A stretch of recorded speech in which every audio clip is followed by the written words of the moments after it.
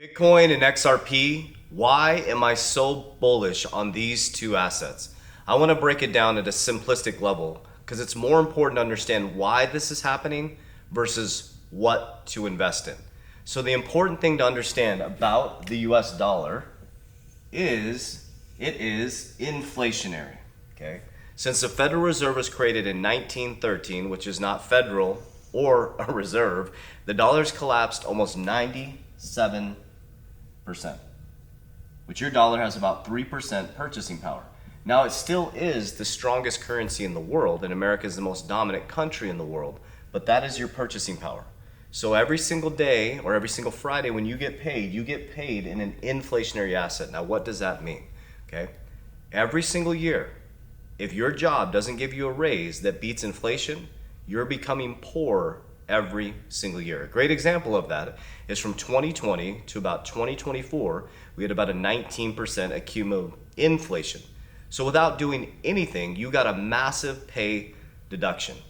Now do you see why BlackRock and some of the largest asset managers in the world are going towards a deflationary asset? That is the biggest difference between these two. Okay? We're moving from inflationary to deflationary. People are transmuting their US dollars into BTC and XRP, and that's what I'm doing specifically.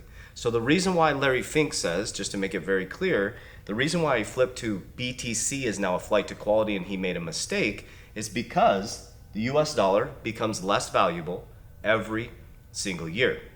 There's another thing to think about that's really important. In America, we have more debt than we have income. So if we have more debt than we have income, and the US dollar is inflationary, every single time you get paid in someone else's debt. So if there's no debt in the system and there's no interest being paid, we don't have a US economy. Now do you see why they're flipping from an inflationary asset, telling you it's a fraud, and moving into BTC and XRP? Here's why. BTC has a fixed supply of 21 million Bitcoin. There's 8 billion people in the world. 95% of the supply is gone. Gone. There's only about 5% of this supply left, and now the governments are going to start buying it.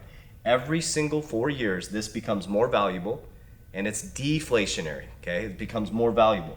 XRP has a fixed supply. It's a much larger fixed supply than BTC because of its utility. It is a bridge currency to move all the money through the system.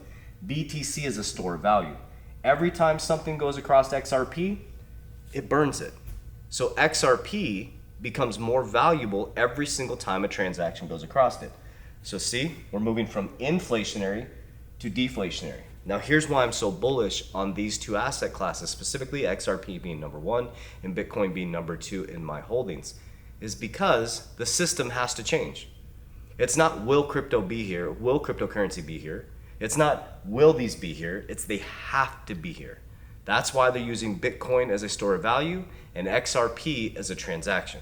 So I promise you, by 2030, XRP and Bitcoin will be number one and number two, and all the other cryptocurrencies will be fighting to survive regulation and the new system. I hope this information helps. Warriors, rise, get your shit together. Let's go.